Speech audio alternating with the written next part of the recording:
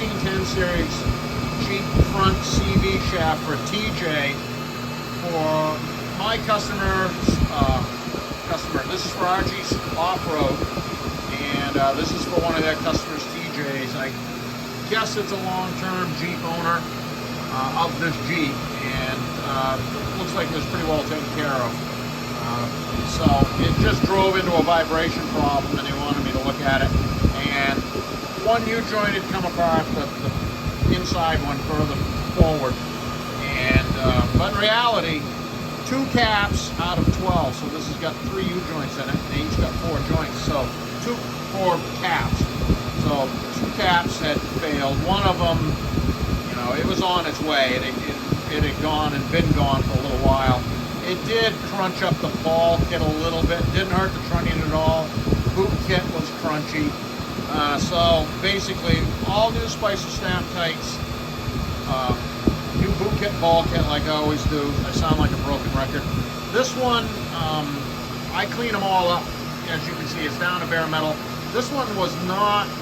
It was crusty, but not horribly bad. Another one of the quote-unquote nick-of-time repairs, both because of the internal damage and the rust.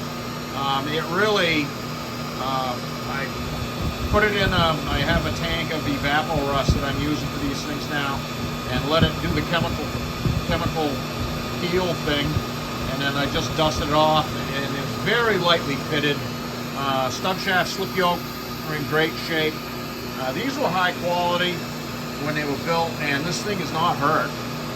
Basically 2 U-joint caps failed. That led to the whole thing. So it's all new internally.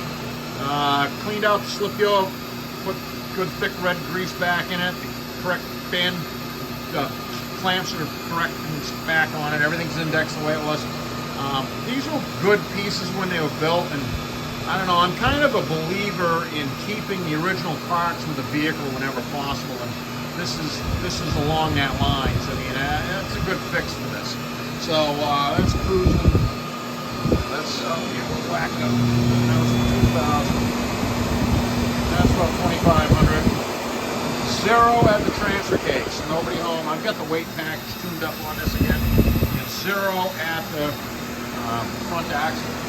So we're going to say this is a win for the TJ. We're going to get some paint on this. And that's also part of my gig. And I mean, I do blast these things in metal prep them, and I soak them pretty hard with primer, good primer, and paint.